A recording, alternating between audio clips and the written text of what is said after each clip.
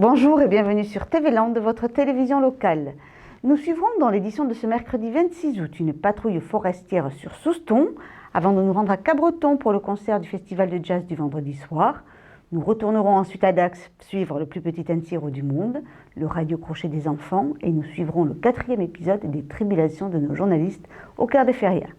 Nous finirons notre journal par l'instant gourmand et le brebis des Pyrénées. Fortes températures et manque d'eau accroissent le risque de feux de forêt. Cet été, dans notre département, plusieurs incendies et départs de feu ont dû être maîtrisés, notamment lundi 10 août sur Souston à cause des orages. Mais les incendies démarrent aussi à cause de la négligence humaine, jets de mégots, feux de camp ou encore barbecue. À Souston, une patrouille forestière interservice est allée à la rencontre des promeneurs en forêt pour leur rappeler les risques et la réglementation en vigueur. Rassemblés à la lisière de la forêt littorale, les agents de la police municipale, de l'ONF, les sapeurs-pompiers et le service environnement de Souston ont constitué plusieurs groupes interservices avant de se disperser en forêt pour partir à la rencontre du grand public et échanger avec lui sur les risques et la réglementation en vigueur. Un dispositif mis en place à l'initiative de la municipalité de Souston avec un but avant tout pédagogique et de prévention. C'est dire que la forêt est un milieu sensible et qu'on ne peut pas y faire tout et n'importe quoi. On ne peut pas aller n'importe où sur les chemins, que la circulation motorisée, mais aussi le stationnement est passible d'amende. Donc ça, il y a beaucoup de gens, même des locaux, qui ne le savent pas. Et puis, évidemment, faire du feu est interdit, notamment quand c'est sec et que tout pourrait prendre très vite, quoi. Le risque d'incendie est le danger numéro 1 en forêt à cette période. Les patrouilles ont donc rappelé aux promeneurs les règles élémentaires à respecter. Pas de cigarettes, de feu de camp, ni voitures, motos ou quad qui peuvent provoquer des départs de feu. Suite aux moteurs, pot d'échappement brûlant et compagnie. Plus après, tout ce qui est camping sauvage et feu de camp. Voilà, donc ici, beaucoup de risques de départ de feu. Forêt très très dense, très sauvage, très protégée, très réservée. Difficile d'accès et beaucoup de vent dû à la proximité de l'océan. Ça peut rendre une situation très très compliquée. Si beaucoup circulent à pied ou en vélo sur les chemins forestiers, d'autres n'hésitent pas à emprunter leur véhicule. En enfreignant ainsi la réglementation, ils encourent une amende de classe 4 à 135 € et pourtant les agents responsables du site en croisent régulièrement. Sur ce secteur, on a plusieurs axes que l'expérience nous a menés à connaître et bien identifier, où on a 4 axes prioritaires sur ce secteur où très régulièrement les infractions ou les pénétrations dans le massif se font sur ces chemins-là. Dernièrement, on a l'office qui a interpellé une moto très récemment qui faisait sa petite activité sur le cordon dunaire. Donc effectivement, véhicule motorisé regroupe moto, quad également. Si chaque service effectue régulièrement des patrouilles et des contrôles en forêt, cette première action commune avait, outre le rappel des usages aux promeneurs, l'ambition d'une meilleure collaboration entre chacun. Ça nous permet de mieux se connaître et puis en plus, nous on connaît la forêt que l'on gère, on connaît très bien notre territoire. On ne connaît pas bien le territoire qu'on ne s'occupe pas, même si c'est sur la même commune. Donc là, la police municipale, elle est sur son territoire. Si c'est sur le territoire de la police municipale, on va l'aider. Et si c'est de l'autre, en forêt domaniale ou en forêt communale que l'on gère, à ce moment-là, c'est elle qui va nous aider. Mais ça nous permet à différents organismes de mieux se situer sur le terrain. Après plusieurs heures passées en forêt, le dispositif a été levé. Celui-ci sera renouvelé l'an prochain, plus tôt dans la saison, afin de toucher un plus large public. 3 jours de musique, 3 jours de surprise, le festival Out of Jazz avait lieu le week-end dernier dans la salle des Bourdaines. Pour la première soirée, Moran était à l'affiche avec en première partie un duo surprenant, trompette et guitare, qui a su conquérir le public. Rencontre avec la trompettiste Ariel Besson. Vendredi soir, à la salle des Bourdaines de Seignos, les amoureux du jazz étaient présents en nombre pour venir écouter Moran, mais aussi pour découvrir un duo atypique.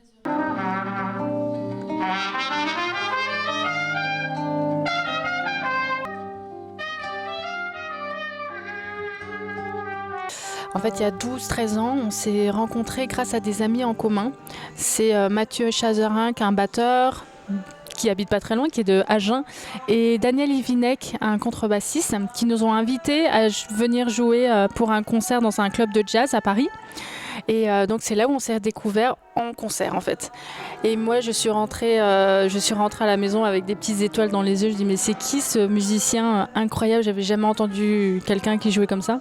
Et je me suis dit il faut absolument qu'on continue à jouer ensemble. Donc en fait de cette rencontre est née des espèces de sessions de travail où on se voyait des journées entières. Donc c'est comme ça que ça s'est fait et en fait au fur et à mesure du temps, les programmateurs nous proposaient des cartes blanches et on s'est dit bah tiens pourquoi pas jouer en duo, pourquoi pas proposer le duo. Donc c'est comme ça qu'au fur et à mesure on a commencé à jouer. Répondant à la forte demande du public, c'est après de nombreuses années d'existence qu'ils sortent leur premier album en octobre 2014. Alors il y a des morceaux effectivement qu'on jouait depuis longtemps. Après il y en avait que j'ai écrit exprès pour cet album et notamment Neige. Neige que tout le monde adore, qui est devenu pas le tube mais que tout le monde me parle de Neige. Il se trouve que Neige, c'est marrant, je l'ai écrit 3 jours avant d'aller enregistrer. Donc on a vraiment déchiffré en enregistrement et c'est celui qui est sorti, il y a un arrangement qui est sorti. Donc voilà.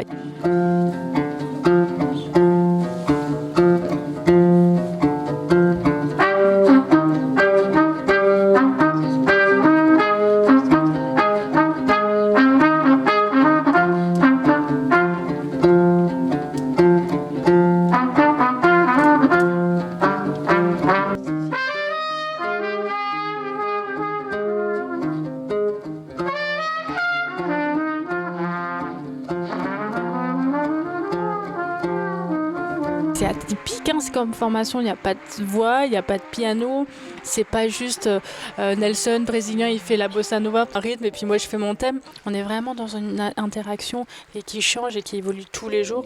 C'est ça qui fait que un jour ça va être comme ceci, comme cela, aujourd'hui plus, que je sais pas quoi, et puis hier encore totalement différemment. Donc c'est vrai qu'on passe, je pense, les 30 dernières minutes avant la scène ensemble dans la loge. Nelson est quelqu'un de très discret, on ne parle pas énormément, mais je pense que ces moments-là sont importants. On n'a pas particulièrement de communion spécifique, mais c'est vrai qu'on essaye, dès qu'on arrive sur scène, on essaye surtout par le son d'être ensemble, parce que c'est ça qui prime, en tout cas pour moi, le son, que ce soit un duo, un orchestre ou un quartet, tout ça, c'est vraiment le son qui est ma priorité. Donc moi j'essaie de me mettre dans le son et d'interagir, on essaie d'être sur la même longueur d'onde.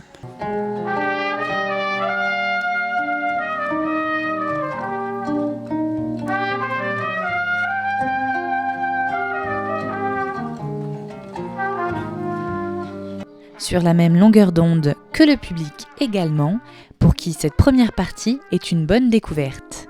Que j'ai beaucoup aimé, j'étais en train de donner un titre que j'appelais à la dernière chanson, puisqu'elle demandait si on en trouvait un, et que j'appelle Encore une fois. C'est surprenant et formidable. Très intimiste, il n'y a pas d'attaque violente, j'ai trouvé ça. Et le guitariste, parfait. Très bien, très très bien. J'étais frappé aussi à la fois par l'harmonie de la trompette et du guitariste. Je crois que c'est à la fois insolite, mais ça fonctionnait bien. Et puis les deux musiciens sont vraiment charmants, craquants.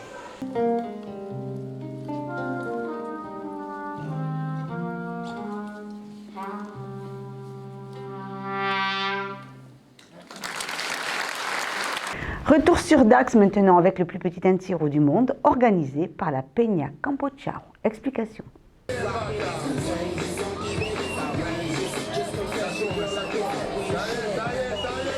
Il fallait arriver tôt pour avoir la chance d'apercevoir l'Encierro, un spectacle traditionnel impressionnant.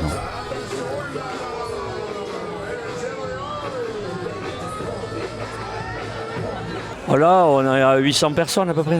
Ah oui, oui. Oui, ça fait beaucoup.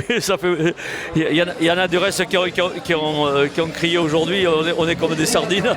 Et à tel point qu'aujourd'hui, les vaches, elles ont tout juste le passage dans l'impasse. Et pour ceux qui n'avaient pas une vue idéale, qu'est-ce que l'Encierro ? L'Encierro, il se passe toujours de la même manière, sur 69 mètres, aux alentours de 10 secondes.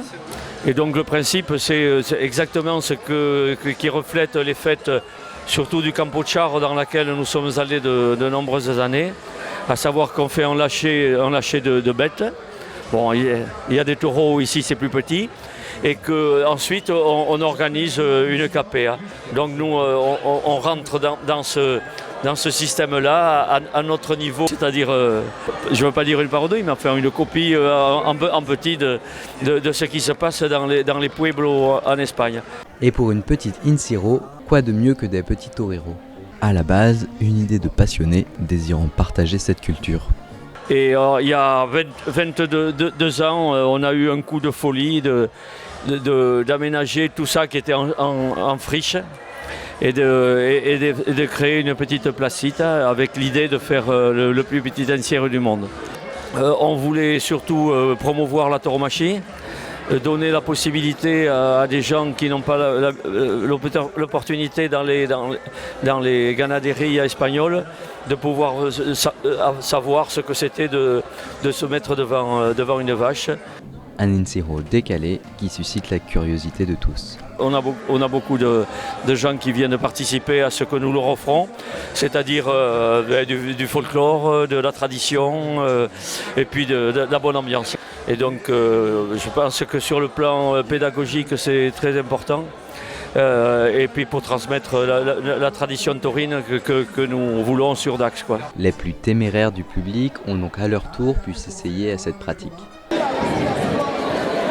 N'attends pas qu'on le rate. Je le disais avant-hier aussi, vous voyez pourquoi il se revoit en Paname. Au moins on a. Yeah, la jeune fille aussi. Un conseil, l'année prochaine, soyez à l'heure. Ils reviennent à 13h13 chaque jour des fêtes de Dax pour le plus grand plaisir du public. Le samedi des fêtes, Dax a accueilli la finale du Radio Crochet des enfants. La voix d'or s'est ensuite produite en solo dans le kiosque des arènes. Découvrez cette voix qui promet déjà. Au kiosque du parc, la gagnante du Radio Crochet pour les enfants a assuré toute seule le spectacle.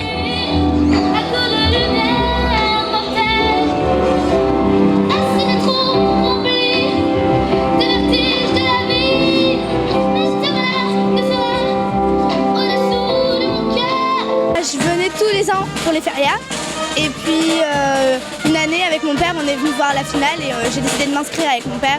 Et puis c'est venu comme ça. Mes parents ils m'ont poussé, mais c'est ça qui est bien maintenant, j'ai gagné. Je chante depuis que je suis toute petite, mais ça fait 5 ans que je prends des cours de chant dans un cursus spécial. C'est du plaisir d'abord de montrer aux gens qu'on chante. Et puis je trouve que ça leur a plu, donc c'est le principal. Un tirage au sort pour les enfants a ensuite eu lieu. Plusieurs d'entre eux ont ainsi remporté un vélo. Et pour bien finir la journée, impossible de passer à côté du vino griego des enfants.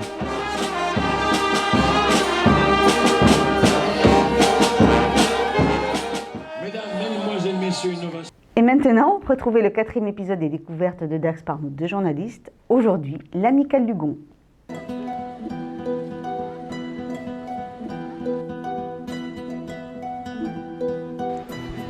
Salut, moi c'est Nicolas. Et moi c'est Quentin, on vous emmène découvrir les fêtes de Dax avec nous, c'est parti.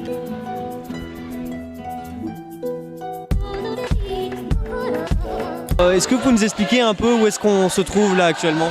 Alors là vous vous trouvez dans la salle de restaurant que notre quartier monte chaque année pour la fête de Dax, dans le parc Théodore Denis, pour recevoir des jeunes et des moins jeunes qui participent aux fêtes de Dax et qui viennent se restaurer à midi et le soir dans un coin, disons, un petit peu plus calme, et puis où nous sommes, nous, les adultes, on veille à ce que nos jeunes s'amusent bien, et comme vous le voyez en chanson par exemple. Les fêtes de Dax, c'est un rassemblement de tous les âges, de tous les milieux sociaux, où les jeunes peuvent amuser les anciens peuvent amuser les jeunes.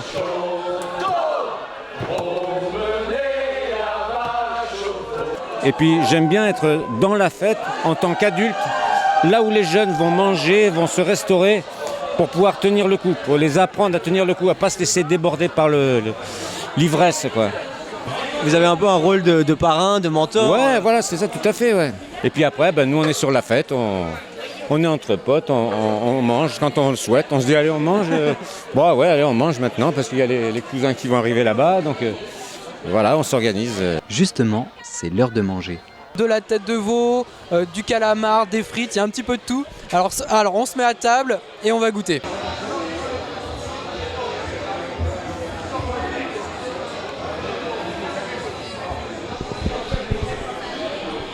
À la nourriture locale, il n'y a que ça de vrai. Hein. Moi, c'est vrai que ça change de ce que tu me prépares, Nicolas. Hein. C'est vraiment, vraiment bon. La table, c'est prêt. Mais l'amicale joue aussi un rôle social. Nous, on a une amicale pour pouvoir, disons, gagner un petit peu d'argent et pouvoir le distribuer comme bon nous semble. Ça nous permet de faire la fête ou d'organiser la fête et donc et faire vivre notre quartier autrement que les fesses sur un fauteuil devant la télévision, quoi. Vous savez ce qu'il vous reste à faire, rendez-vous l'année prochaine à l'amicale du Gond où la fête n'a pas d'âge. Mais pour l'heure, une dernière soirée vous attend et vous en aurez plein les yeux. Pour notre instant gourmand d'aujourd'hui, zoom sur la fabrication du fromage pur brebis et nous retrouvons bien évidemment une recette facile. Vivre tous ensemble un instant gourmand avec au sommaire de ce numéro riche en saveurs, un zoom sur la fabrication du pur brebis Pyrénées, des accords tendances pour déguster votre fromage préféré et une idée de recette facile et originale 100% terroir. Alors tout de suite, direction les cuisines du restaurant Arambide à Saint-Jean-Pied-de-Port.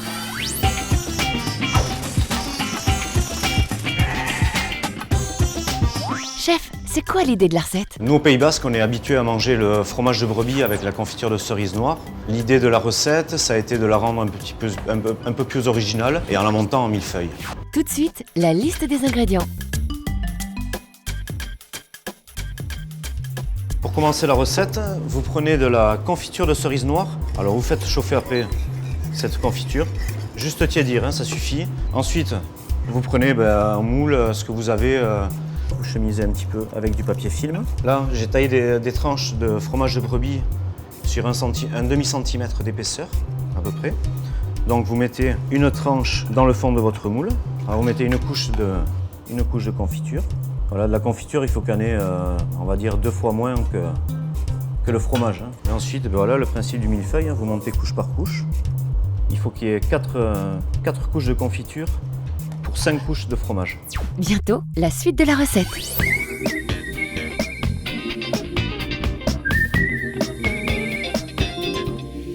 Avant de retrouver la recette, tentons de percer les secrets de fabrication d'un fromage au goût unique. Laetitia Gabory est meilleure ouvrier de France fromager. Et pour elle, pas de mystère. Ce qui donne au fromage pur brebis des Pyrénées son goût unique, c'est la provenance de son lait, donc issu d'une région telle que le Pays Basque et le Béarn. Et là, vous avez un terroir qui est très riche et donc ce qui va conférer une flore au niveau du lait qui va donner son goût unique. Les différentes étapes pour la fabrication du pur brebis des Pyrénées, c'est tout d'abord donc le lait récolté. Ensuite, une fois que nous avons le lait, on va le chauffer pour mettre de la présure. Donc la présure, c'est un ingrédient qui va permettre au lait de devenir solide. Une fois qu'il est solide, on va le découper, cette partie solide, donc on appelle ça le décaillage, pour ensuite le brasser. Donc on a une partie solide et une partie liquide, donc on appelle ça le caillé. Ce caillé va être chauffé et ensuite rebrassé. Ensuite, le caillé va être moulé, donc on va le mettre dans des moules afin que le fromage prenne sa forme. On va le presser pour enlever de l'eau. Une fois qu'on a pressé ce fromage, on va le saler. Une fois qu'il a été salé, on va pouvoir affiner ce fromage dans des caves d'affinage, donc à une certaine température avec une certaine hygrométrie. À vous, chef. On continue notre montage comme on l'a commencé. On alterne une couche de brebis, une couche de confiture. Voilà, là j'arrive sur la dernière couche de confiture. Une fois qu'on a fini avec la dernière couche de fromage, hop, on va refermer avec notre papier film. Vous la mettez au frais pendant 2-3 heures et vous la ressortez une fois qu'elle est froide, on va la tailler.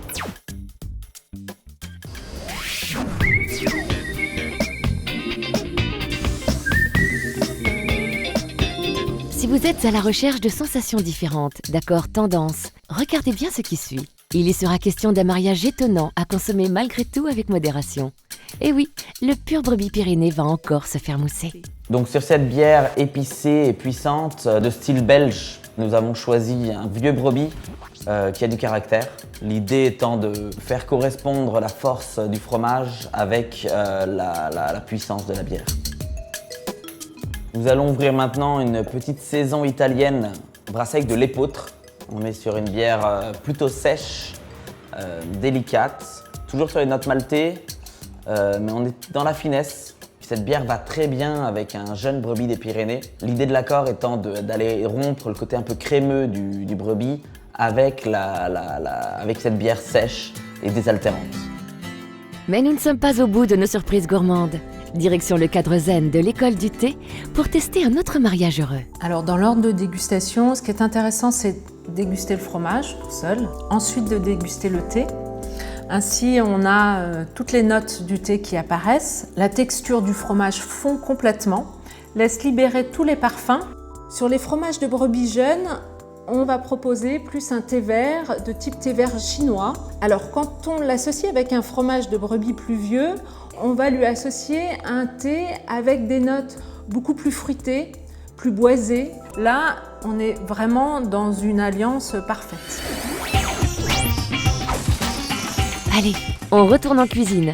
Voilà, 3 heures après, le millefeuille, vous voyez, il est bien dur, on peut appuyer dessus, il n'y a pas de problème. Hop.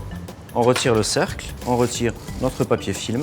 Là, vous voyez, on a bien toutes les couches du millefeuille. Maintenant, nous allons passer au dressage. Alors, je vais couper des tranches pas trop épaisses. Et voilà le millefeuille pur brebis Pyrénées à la confiture de cerise noire. Bon appétit!